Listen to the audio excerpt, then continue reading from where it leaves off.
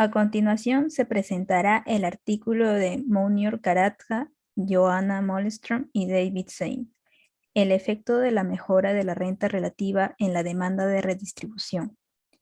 En la actualidad, los gobiernos redistribuyen los recursos económicos entre los ciudadanos y con ello las políticas componentes redistributivas se han vuelto cada vez más importantes.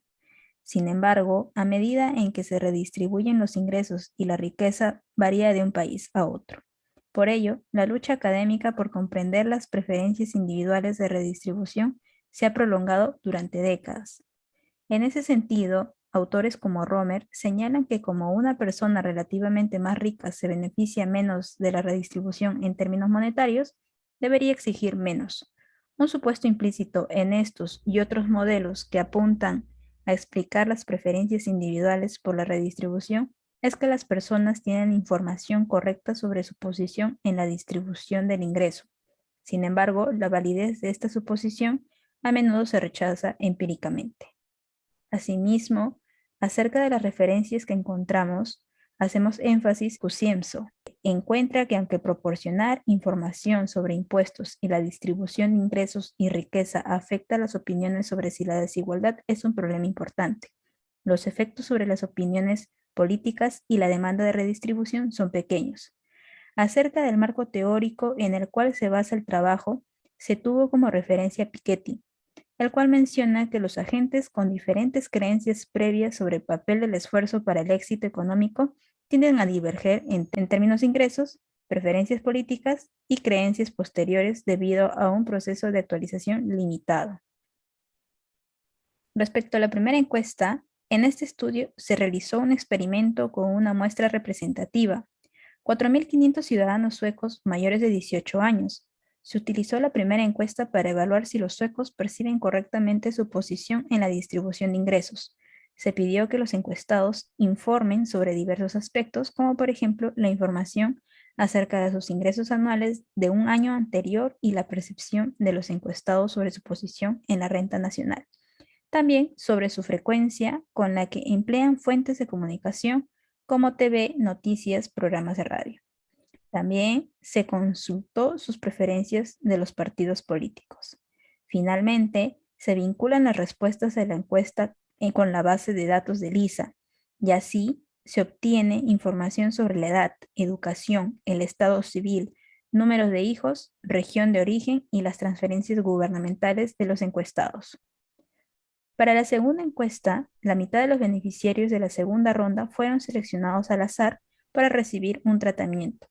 Ese tratamiento consiste en revelar información real a la mitad de los encuestados sobre su posición real en la distribución del ingreso. En los resultados se halló que informar a las personas que tienen un ingreso relativo más alto de lo que pensaban hace que exijan menos redistribución y expresen más apoyo al Partido Conservador, pues señala que este efecto es grande, ya que la demanda de redistribución cae en un 22,8% en relación con la medida del grupo de control. De esta manera, en esta segunda encuesta se suscitó preferencias por la redistribución, preferencias partidistas, así como también las opiniones sobre impuestos de los encuestados tratados y no tratados. En esta sección se analiza, pregunta, en qué medida los encuestados tienen una percepción sesgada de en qué parte de la distribución del ingreso se encuentran.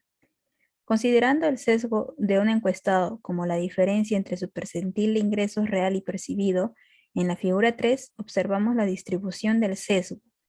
Está sustancialmente sesgada hacia la izquierda, con una mediana de menos 18 y media de menos 16,6. En la figura 4 muestra la posición percibida en la distribución del ingreso en relación con la posición real. La línea continua de 45 grados ilustra el caso sin sesgo. La pendiente estimada es 0,657, que es significativamente diferente de 1. Asimismo, también muestra más ruido y un sesgo negativo menos pronunciado en promedio entre las personas de bajos ingresos. Sobre los posibles determinantes de sesgo en la muestra, se investigó si el sesgo difiere en la distribución del ingreso. La tabla 1 presenta una imagen relativamente consistente sobre las diferencias de sesgo entre subgrupos. Los subgrupos que exhiben un sesgo más positivo también tienen creencias menos dispersas. En las columnas 1 y 2, los encuestados con al menos una educación universitaria tienen un sesgo promedio que es 2,6 puntos porcentuales menos negativo que aquellos sin educación universitaria. Lo mismo ocurre cuando se considera el valor absoluto del sesgo en la columna 3 y 4. Los encuestados con capacidad cognitiva superior al promedio tienen creencias más precisas y menos dispersas que aquellos con capacidad inferior al promedio. Continuando con las determinantes del sesgo, será que los diferentes niveles de redistribución en Estados Unidos y Europa no se debe a la desigualdad de ingresos o la movilidad social per se, sino a las diferentes percepciones sobre la desigualdad o movilidad. Tanto la movilidad real como la esperada son importantes para las creencias sobre la posición en la distribución del ingreso. Se concluye que el supuesto implícito de información completa y correcta sobre el ingreso relativo no se cumple. Además, el sesgo difiere entre los grupos. Aparte, corrigiendo el sesgo, el análisis principal consiste en que los encuestados que subestiman su ingreso relativo en más de 10 puntos porcentuales se clasifican como exhibiendo un sesgo negativo, mientras que los encuestados que sobreestiman su ingreso relativo en más de 10 puntos porcentuales se clasifican como exhibiendo un sesgo positivo. En el inciso A, efectos promedios, la tabla 2 presenta los efectos promedios de tratamiento sobre las tres variables de resultados: contrarredista, contrapartido y disminuir impuestos. Los resultados sugieren que el tratamiento conduce a un cambio significativo en las preferencias a la derecha política entre aquellos con un sesgo negativo de más de 10 puntos porcentuales. En el inciso B, los efectos heterogéneos, 3 muestra que dentro del grupo del centro derecha, el efecto del tratamiento sobre el índice de resultados más del doble en tamaño en comparación con el efecto promedio, mientras que el efecto entre los no derechos es un cero estimado con precisión. Respecto a la tabla 4, informa los resultados de estimar los efectos del tratamiento por separado por creencias previas. Columnas 1 a 3 muestran que los sujetos tratados en promedio apoyan políticas menos redistributivas. Estos resultados sugieren que las creencias sobre cómo funciona la economía juegan un papel importante en la configuración de la respuesta al tratamiento, mientras que la columna 5, al restringir la muestra a los encuestados que informaron preferencias de centro-derecha, de la interacción con las creencias desaparece. Finalmente, en la columna 6 se puede ver que al restringir la muestra a quienes reportaron preferencias no correctas en las primeras encuestas e incluso dentro de este grupo, quienes creen que la distribución es distorsionante y que el esfuerzo es más importante que la suerte, responden más al tratamiento. Respecto a la robustez, los destinatarios de la primera encuesta fueron elegidos como muestra representativa de la población adulta sueca. Los resultados son similares en términos de magnitud y significancia estadística. Se definieron 4 de los partidos suecos como centro-derecha, siguiendo la literatura anterior. Los resultados sugieren un patrón similar al del índice de referencia, pero con efectos generales algo más fuertes. Para evitar basar el resultado solo en aquellos que tienen la confianza suficiente para indicar la preferencia de partido en la segunda encuesta, también se informó los resultados bajo que respondieron habrían emitido votos en blanco. Finalmente, respecto a las conclusiones, se documentó que casi el 70% de las personas suecas creen que son más pobres en relación con los demás de lo que realmente son y subestiman su rango en más de 10 percentiles.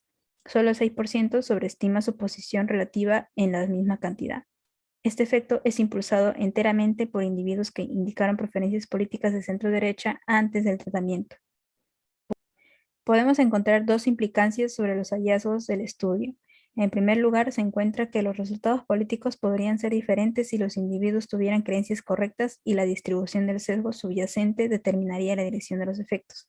Otra posibilidad es que los encuestados tergiversen intencionalmente sus ingresos relativos para evitar parecer arrogantes o divulgar información confidencial.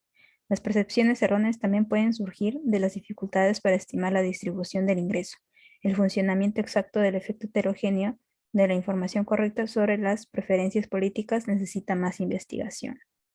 Muchas gracias.